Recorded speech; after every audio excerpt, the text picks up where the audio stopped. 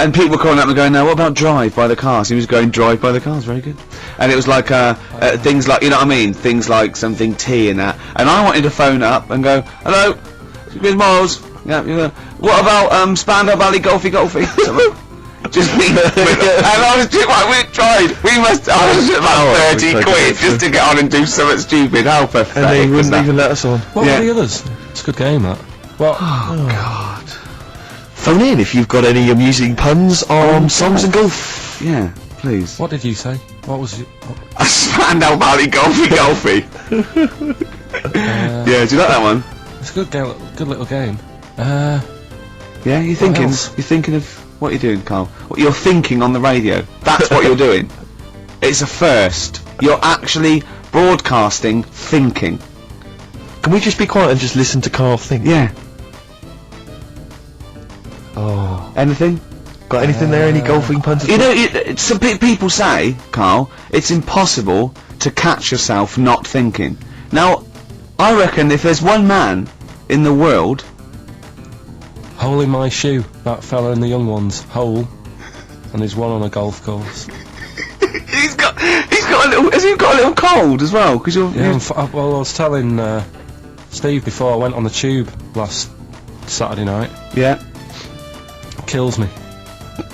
There's every time I go on the tube, I just get full of a cold and everything. I'm full of flu, and it's down to going on the tube. Is it? Someone told me that every time you go on the tube, it's the equivalent of smoking 2 cigarettes. Really? Because of the sort of gunk and pollution down there. And have you heard the other one? And I always smoke 2 cigarettes on the tube. Yeah. Because of my nerves. Yeah. What's the name one about the? Oh, you go. All like the hairballs that are in the tubes. Things go whizzing past at high speeds. Yeah. Right. Takes a bit of your hair off. Don't say anything. What, you mean don't question the science of that? No, he means... Because of it doesn't affect you. Oh, I see, yeah. Right, and apparently they all get caught up in the tunnels, and they have to like clean it out now and again because there's big hairballs on the lines. On the lines? On the train lines. Right. Yeah, it's a terrible place. So that's why I'm all bunged up, and that's when you came in today. I was like looking on the websites to see how much badness there is down in the tubes. Yeah. How much badness is there? Oh, loads. Is there a lot of badness? Loads. If you know how much badness there is on the tube, call in 08700 What sort of things did you find? 1234. How much badness is there? It was just about, you know, the germs, and there's no fresh air, and that's why I was asking you about people committing suicide on trains and that, how often it happens. And apparently 2 people a week. Was it two a week or 2 a day? It was 2 cigarettes. How many people is it? 2 people. 700, 800, 1234. How many people per cigarette is it like killing yourself on the tube? Call in. 2 people a week try and kill themselves or something. Right. On the tubes. Really? It's hard, that, yeah, it is. Terrible. Should we play a record? If you want. We got the big new Eminem single. No, I was gonna we'll tease them with that. We'll play that a bit later. We are going to play it though. We're going to play the new Eminem single. We will. Plus, of course, obviously we got this big celebrity bag to give away as well. Oh yeah, let me just do a quick. Well, no, let's explain explain the competition after that. Doves. Doves would be good.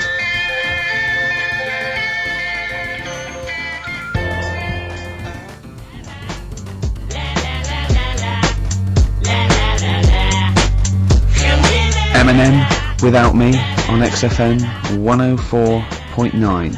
I'm Ricky Gervais, with me Steve Merchant. Hello there. Little Carl Pilkington. Into the last hour, 3 hours of broadcasting to go, Carl, for us. 3. Yeah. What are you going to be doing while 3 we're away? Musketeers. Because you'll obviously still be working here. You have a day job, don't you? What is it you do exactly? I make stuff. You make stuff? What, like furniture? Promos and stuff. Oh, right. Sort of a bit of in talk there, but basically like little trails for the station. Yeah. That's what I do all week. Yeah. So you'll be back to doing that when we're off? You don't talk to anyone, do you, in the week? You just hide in your little sound booth thing, and you really don't talk to anyone, do you? Much? Not really. No. I mean, you know, you might call up. Yeah. But no, I keep myself to myself. Yeah. Then you don't get bogged down in the office politics and stuff. Yeah. Is there a lot of office politics here? I don't know. I don't get involved in it. Oh yeah. Proves your point. So when we're away and we're like out of action, other than Suzanne, who will you talk to of the day? How will you get a sort of feedback from the world? How will you get sort of like input and? I always, if ever I've got like a question on anything, the internet's sat there and I can just go online and find out. The internet is good. It's brilliant. But it's not all verified. What do you mean? It's not all verified. It's not all necessarily factually accurate. Anyone can put things onto the internet. It's that, you know, that it's freaks and things that put on things like. Here's one that I read in the week. Right? Go on. About this woman. Yeah. She was a bit of a punk, and to get her hair done like she wanted it. Super glue. Right, no. She got lard. Apparently it's a popular thing, you might know. Put lard on your head. Yeah. And you put it in the oven. Now, apparently the heat that you get from the oven is different from the sort of heat you get from an hairdryer. Right? And she had to do that to get the style that she wanted. But anyway, she comes into money or whatever, treats herself to a microwave. Right? It's not true. Carl. Opens the door, jams the things, you know, like the little catch. So the microwave works. She jams it with a screwdriver or a knife or something. Yeah. Puts the microwave on, sticks her head in, boils her brain. Don't be ridiculous. Right? Well, why is that ridiculous? Boils her brain. She boiled her brain. She boiled her brain. And this is what's good about the internet. I went straight from that, and there was a subject about brains. And do you know that Russell Crowe, when he dies, is giving his brain to charity or something? Some sort of some people who can do stuff with it. She gave hers to Pot Noodle. Vesta. Yeah. Oh, That's boiling the Vesta. skull. Yeah. That's not true. It's not true, Carl. It's the same as the woman who put her poodle in the microwave, isn't it? And all that. Just urban myths. They're urban myths. But again, where does it start? Someone made it up. Yeah. For a laugh. They're just too convenient urban myths. You can tell an urban myth's not true because it's always, this happened to a mate of mine, and when you say what happened then, they go, don't know, that was it. Was it? Was that it? Was it? Someone boiled a brain and that was it. There was no more story. Well, were there any dates? Times? I think it was in Belgium. There's that one that a bloke, right, was going to get a phone call at 4 o'clock to find out if his business was, you know, okay, right? And if he didn't get the phone call, he knew he was broke, destitute. So dead on 4 o'clock, the phone didn't ring, so he went up to the roof of his office and he jumped off to commit suicide. And as he was passing his window, the phone was ringing. Oh no. Carl, it didn't happen. Didn't happen. Think it through. Think it through. Who told that story? Who told that story? As he hit the pavement at 120 miles an hour. He's the only person who could have known that series of incidents. Also, why didn't he wait? dead. As his life's at stake, why didn't he wait till 5 past? I said I'm gonna give it 5 minutes just in Just case. in case the lines are busy. Yeah. And what sort of bloke goes out? I'll call you at 4. Okay, if your business. Well, call me anyway. No.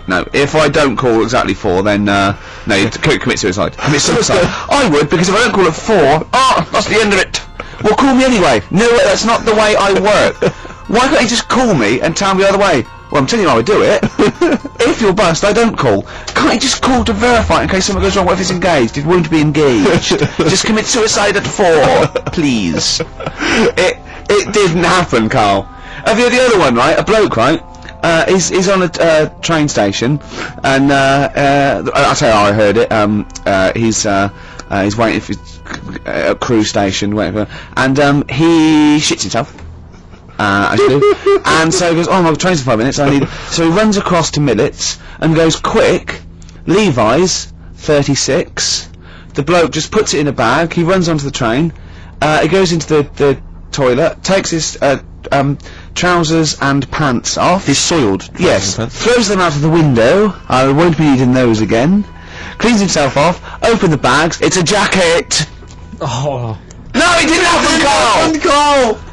At what point did he go into it and go, quick, Levi's 36, and the bloke went, sorry, Levi's 36, what, a pair? No, shall I wrap them? Them?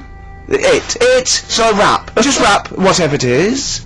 Do you want to look? No, I'm not looking when you're putting it in the bag, please. Right? Well, 36 waist stories, well, don't say anything. I've told you 36 Levi's. I put it in a bag and charged me for it. Yeah. I don't want to discuss it further. Yeah. There was one. Here we go. There was one about a woman whose husband died, and she had him cremated. Yeah. And made like a little egg timer out of him. Right. And she said, I did that, so he can still help around the kitchen. Well, that might be true. That might be a joke. That's quite sweet. That might be That true. was a true story, again. It was all... No, not again, because the ones I just told weren't. Nor is the boiling the brains in a bag curry microwave. Head story, true. Yeah. They're too convenient. Will you be buried or cremated? What? Will you be buried or cremated? I don't know. By cremated. I imagine. Like you, Steve? I don't know, it's out of my hands. Yeah, I haven't thought I've about it. not thought it through, and No, to be I don't honest. care either way. Have you heard the one about... Sorry. I'm just worried that we're getting into a macabre world now of ashes, boiled heads. I think we should play some music, let people just calm down. Levi's. Just think about some of the urban myths they've maybe heard, assess them, maybe they are absolute bollocks, Yeah. and they can move on from it. Well, know. it's just that... The death thing, right? Yeah. There was an argument on there about... Do you know that Twilight Zone or whatever it was, Tales of the Unexpected? Oh, yeah. Where the woman got buried alive? Yeah. They were saying how, like, years ago, they'd bury people thinking they're dead. Yeah. And they've recently, like, dug coffins up, and then the people who were in the coffin weren't dead, they might have just been, like, in some sort of deep sleep or whatever. Catatonic. And they've lifted the lid off, Yeah. and there's scratch marks Yeah. on the thing. Yeah. And that's pretty scary. And Makes you think. I mean, I hope they check these days. That's all. I'd like to play a beautiful song now by Cat Stevens called Lillywhite. It's lovely. A song for the lovers room? Yeah. Big sound.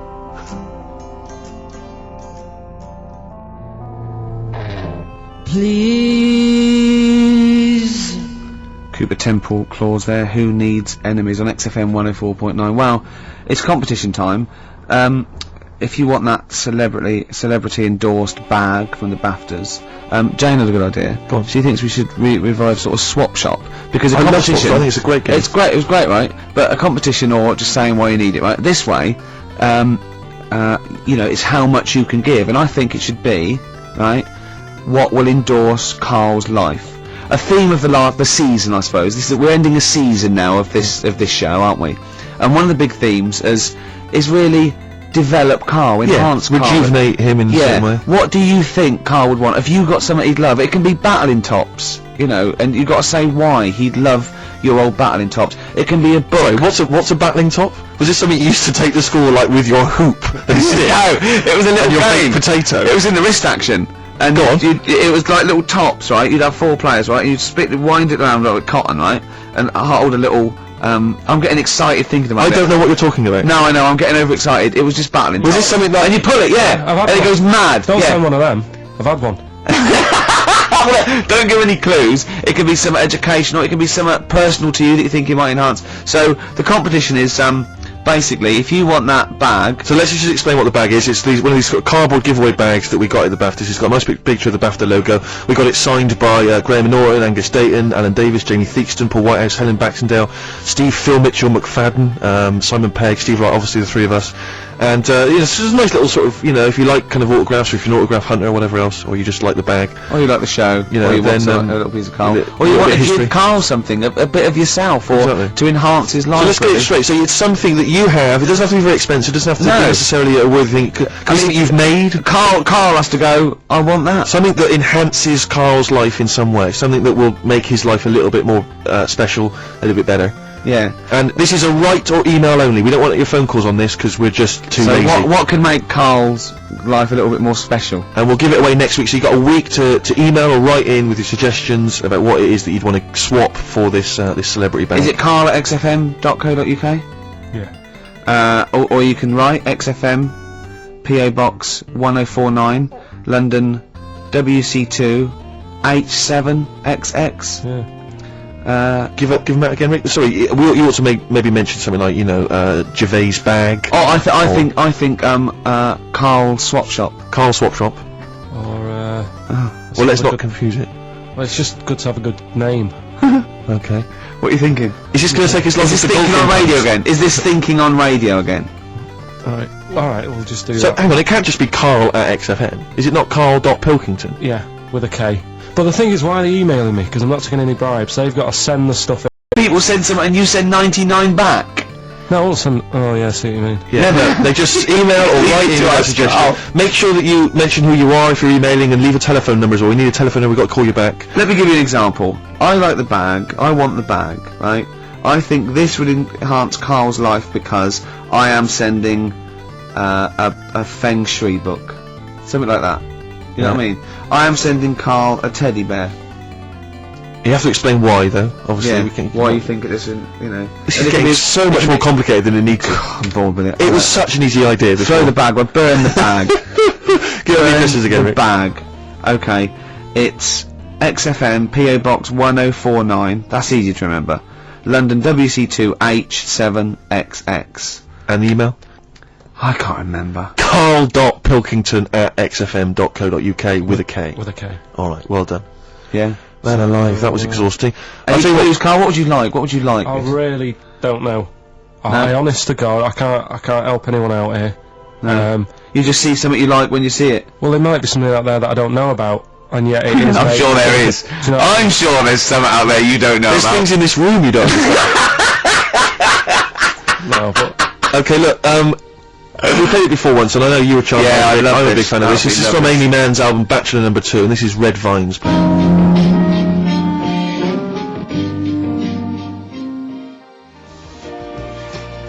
It's beautiful. I know Carl's not impressed, as ever. I don't know what your criteria for music appreciation is at all, Carl. it's just like you build them up as being something really good, and then I hear it, and it's like. Oh, But I don't know what it is that you're expecting to hear. What we meant to say? Really good. What we meant to say? Oh, this is a mediocre track. This is alright. Listen, when you played Simon and Garfunkel, Yeah. right, they've got their own unique sound. You know Yeah. it's them when they sing. Yeah. That could have been loads of women who I know. It could have been loads of women who you know. You only know your girlfriend. What I mean, Sheryl Crow sounded like Sheryl Crow to me. Yeah, but Very superficially. But Man's been around longer than Crow. Who knows what, influences she may have had. That sounds like a fable, doesn't it? Man's been around longer than Crow. Eh? But you see, no, I mean, that's just, there's a number, let's be honest, Rick, I mean, there's not that many great female artists, are there? Oh, hey, be careful there, Steve. Some of the sisters out there will be disagreeing with I'm you. not saying that they can't sing a beautiful song, I'm just worried they can't write the material. I'm thinking of Bush. I'm thinking of... Aren't we all, Rick? I'm thinking of arm trading. That's true enough. I am thinking of... Anastasia? Anastasia. I know you love Anastasia, don't you? You I love love that the- new one. I love that new one. I mean, I don't It like that sounds sort of like the stuff, other two. but it's sort of there's a good chorus, and I can do her dance. That dance at the end when she puts her arms up. I like She that does one. sound like she's a cover of the new Tina Turner. Yeah, no, that's what I've liked, yeah. And me and Steve think that she's sort of like one of those people that go out with her daughter. Well, I think the reason is because if you notice, she always wears sunglasses. Yeah. And I'm sure that because she claims to be something like 28, I bet she's like 40. It's like one of those She's got 40-year-old posted. women who come from Essex, but they come with their daughter's 21st, and they're going, your mum's mad. Yeah. They think we're sisters. They're like, I'm 40 and she's 21. She always flirts with her daughter's boyfriend. Yeah. Where are you going? We're going down. We're going down Millionaires. Your I'll mum's come down mad, myself. look. Your mum's got a bra on. Yeah. Don't you think she looks like that, Carl? Yeah. I can't picture her. You can't picture Anastasia. No, she wears glasses. Sunglasses all the time, yeah. No. You're not into this, are you, Carl? You've got this whole sort of broadcast thing as just... You're fed up with it, aren't you? You can't wait to finish next week. Well, it just seems I can't say anything right. Why? Well, whatever I say isn't right. Or funny.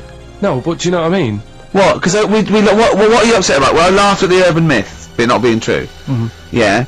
And... But one of the things, I'll tell you, that if you take nothing else away from our time on the radio, it should be to be more inquisitive. When a piece of information comes to you, don't just take it at face value, query and question it.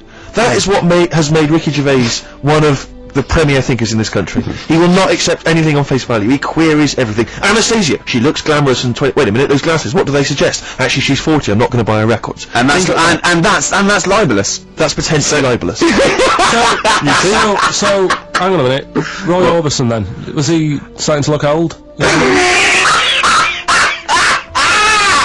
We're not saying everyone who wears sunglasses is necessarily older than their years. No, we're not even saying about Anastasia. We're just doing about an image, one of those sort of like ravers that goes to their daughter. It was a little bit of light observational comedy, to be honest, Carl. You've seen through it, mate. Yeah. You've torn it to shreds. She's not 40. You know what I mean? She doesn't hang out round with much younger people, chatting at their boyfriends. It wasn't true. What do you want? What do you want in life, Carl? Tell me now, because me and Steve can probably